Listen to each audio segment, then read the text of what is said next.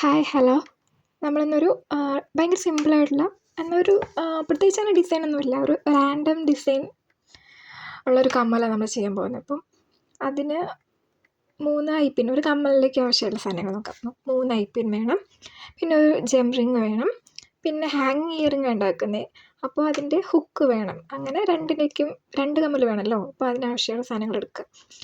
അപ്പം നമ്മൾ ആദ്യം ഐപ്പിൻ എടുക്കുക, എന്നിട്ടിങ്ങനെ പേനയോ അങ്ങനെ എന്തെങ്കിലും ഒരു റൗണ്ട് ഷേപ്പുള്ള ഒരു സാധനം എടുത്തിട്ട് ഇങ്ങനെ സ്പൈറൽ ആയിട്ട് ചുറ്റിയെടുക്കുക. അപ്പോൾ നമുക്ക് വലിയ ഇയറിങ്ങാണ് വേണ്ടതെന്നുണ്ടെങ്കിൽ നമ്മൾ ഫൈനലി വരുമ്പോഴത്തേനും കുറച്ചും കൂടി ബിഗ്ഗായിട്ടുള്ള ഇയറിങ്ങാണ് വേണമെങ്കിൽ ഡയമീറ്റർ കൂടിയ പേനയോ അല്ലെങ്കിൽ അങ്ങനെ വലിപ്പം കൂടിയതെടുക്കുക. അപ്പോൾ നമ്മളിതിൻ്റെ വലിപ്പം ഈ ചുറ്റാനെടുക്കുന്ന ഒബ്ജക്റ്റിൻ്റെ ഡയമീറ്ററിനനുസരിച്ചായിരിക്കും നമ്മുടെ ഫൈനൽ ഇയറിങ്ങിൻ്റെ വലിപ്പം ഉണ്ടാവുക. അപ്പോൾ അങ്ങനെ ചുറ്റിയെടുക്കുക. ഞാൻ ഇവിടെ മൊത്തം 3 എണ്ണം അങ്ങനെ ചെയ്തെടുത്തിട്ടുണ്ട്.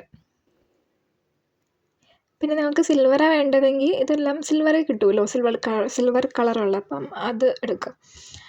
ഇവിടെ ഞാൻ ഗോൾഡൻ കളറുള്ളതാണ് എടുത്തേക്കുന്നത്.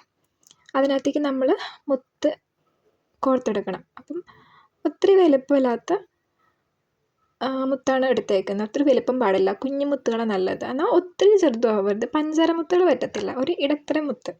ഓക്കെ. അപ്പോൾ ഇവിടെ ഞാൻ കറുത്ത മുത്താൻ്റെ ഉണ്ടായിരുന്നത്, അപ്പോൾ അതെടുത്തേക്കുന്നത്. അത് എടുത്തിട്ട് നമ്മൾ ഐപ്പിന്നിൽ പശ തേച്ച് കൊടുത്തിട്ട് ഓരോന്നോരോന്നായിട്ട് മുത്തിനകത്ത് കൊടുത്തെടുക്കുക.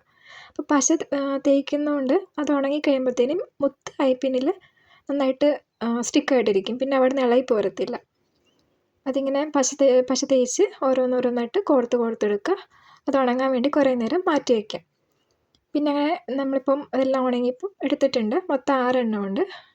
അതിന് ശേഷം ഇങ്ങനെ ഒരു ജെം റിങ് എടുക്കണം.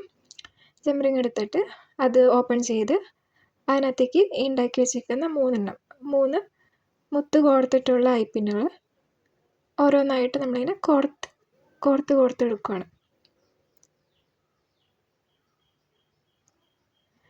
എന്നിട്ട്